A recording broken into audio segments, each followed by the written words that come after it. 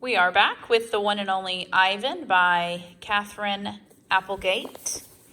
When we last read, Ivan was sitting with a TV watching other apes play. And then as we continued to read, we found out that it wasn't necessarily on TV, but it was apes in the new location that they had taken him to. And he has gone out and is with them kind of now. This section is called Door. Today the humans led me to a door. On the other side, Kenyani and the others wait for me. Remember, Kenyani is the ape that he said was beautiful, but terrifying. I'm not ready for this. I'm not ready to be a silverback. I'm Ivan, just Ivan, only Ivan.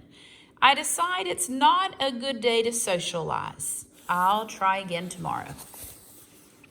Wondering.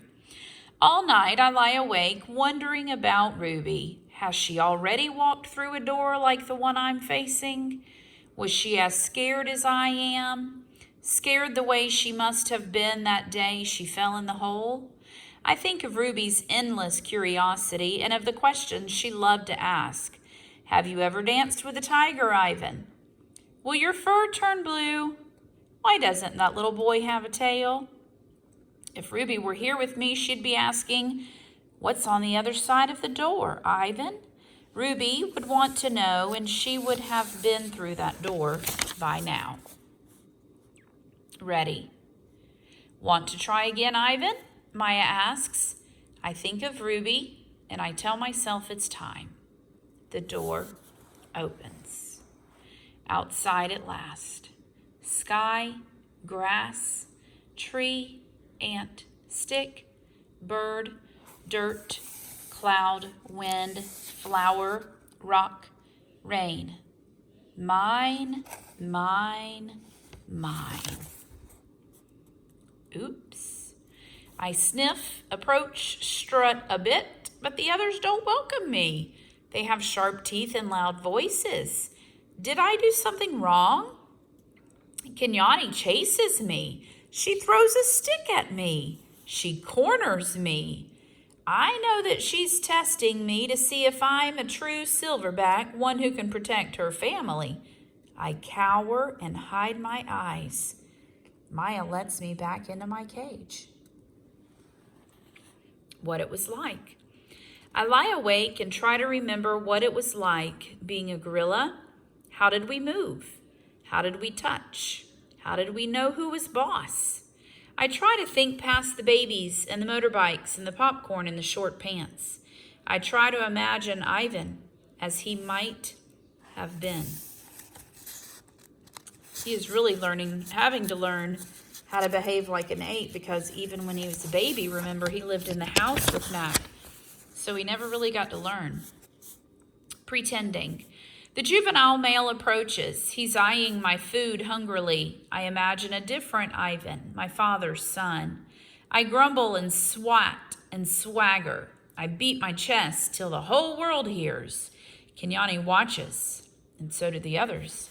I move toward the young upstart, and he retreats, almost as if he believes I'm the silverback I'm pretending to be. Nest.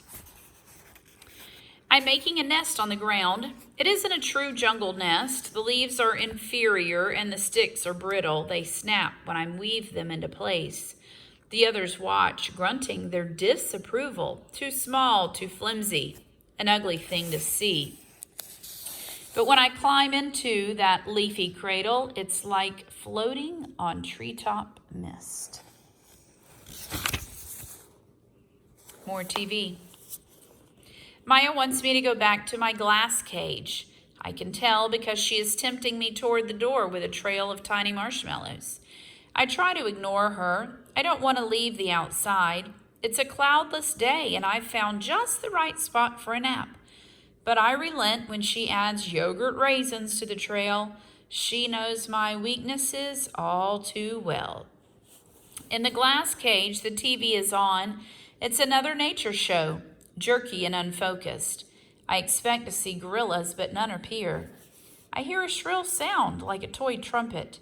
My heart quickens.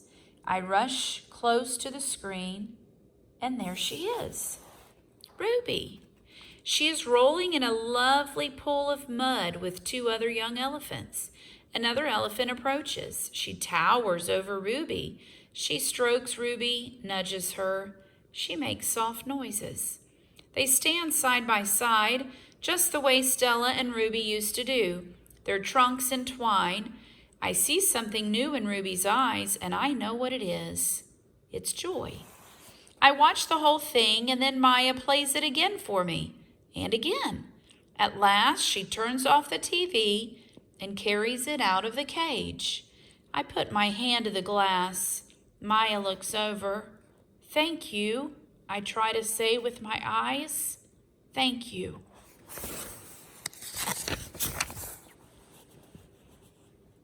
It. Kenyani ambles toward me. She taps me on the shoulder and Knuckle runs away. I watch her, arms crossed over my chest. I'm careful not to make a sound. I'm not sure what we're doing. She ambles back, shoves at me, dashes past, and then I realize what's happening. We're playing. We're playing tag, and I'm it. Romance. Make eye contact, show your form, strut, grunt, throw a stick, grunt some more, make some moves. Romance is hard work. It looks so easy on TV. I'm not sure I will ever get the hang of it. More about romance. I wish Bob were here. I could use some advice. I try to recall all the romance movies we watched together. I remember the talking, the hugging, the face licking. I'm not very good at this, but it's fun trying. Grooming. Is there anything sweeter than the touch of another as she pulls a dead bug from your fur? Talk. Gorillas aren't chatty like humans, prone to gossip and bad jokes. But now and again we swap a story under the sun. One day it's my turn. I tell my troop about Mac and Ruby and Bob and Stella and Julia and George, about my mother and father and sister. When I am done, they look away, silent. Kenyani moves closer. Her shoulder brushes mine, and we let the sun soak into our fur together. The top of the hill. I've explored every nook and cranny of this place.